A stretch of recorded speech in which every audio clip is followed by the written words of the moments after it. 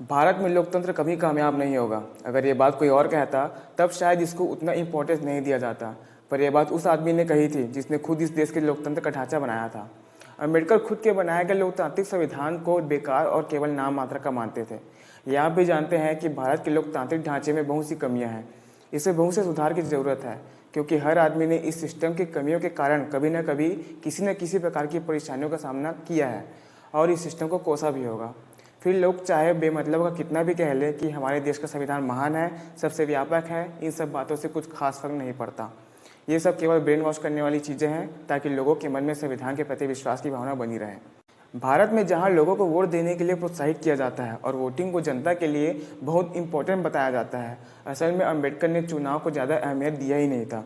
वो मानते थे कि चुनाव की अहमियत सिर्फ तब तक होगी जब चुनाव से केवल अच्छे नेता का चयन हो, और चुनाव से हमारे यहाँ किस प्रकार के नेता चुने जाते हैं ये आप भी जानते हैं। अम्बेडकर कहते थे कि भारत में चुनावी प्रक्रिया इस प्रकार की है कि लोगों को राजनीतिक पार्टियों को वोट देने के लिए अपील किया जाता है, ना कि पर्टिकुलर उस आदमी को जिसे आप वोट देना चाहते हैं। इस बात को अच्छे से समझने के लिए बात करते हैं विधानसभा चुनाव की। विधानसभा चुनाव में मुख्यमंत्री बनने के लिए मुख्यमंत्री उम्मीदवार जिस पार्टी का है उस पार्टी का मेजोरिटी में होना जरूरी है, ताकि उस पार्टी के सभी जीते हुए लोग मिलकर उस आदमी को जो मुख्यमंत्री उम्मीदवार है उसको मुख्यमंत्री बना सके। लेकिन इसके लिए हमें अपने क्षेत्र के विधायक उम्मीदवार को वोट देकर जिताना जरूरी होता है, चाहे वो उम्मीदवार हमें पसंद हो या न हो। अम्बेडकर ने पहले ही यह बता दिया था कि जनतंत्र यहाँ काम नहीं करेगा, क्योंकि यहाँ की सामाजिक व्यवस्था यहाँ के संसदीय लोकतंत्र के प्रारूप से मेल नहीं खाती।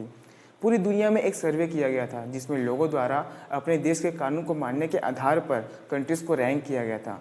इस सर्वे में 113 देशों को शामिल किया गया था, जिसमें महान संविधान वाले भारत की रैंक 66वीं थी। अम्बेडकर के अनुसार हमारा सिस्टम असमानता पर आधारित है।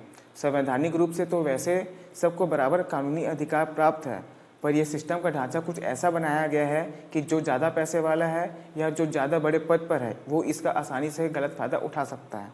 अम्बेडकर ने इस सिस्टम को दूसरा विकल्प कम्युनिस्ट सिस्टम को बताया है। कम्युनिस्ट सिस्टम में बेसिकली किसी पर्टिकुलर पार्टी या संगठन द्वारा देश को संभाला जाता है। वर्तमान में Cuba, north Korea, Vietnam, Laos और चाइना ऐसी कंट्रीज है जहां कम्युनिस्ट सिस्टम चलता है। डॉक्टर भीमराव अंबेडकर के विचारों से आपको क्या लगता है, कमेंट करके जरूर बताएं। उससे पहले वीडियो अच्छी लगी हो तो लाइक करें, शेयर करें और जुड़े रहने के लिए नेक्सस नेटवर्क को सब्सक्राइब जरूर करें।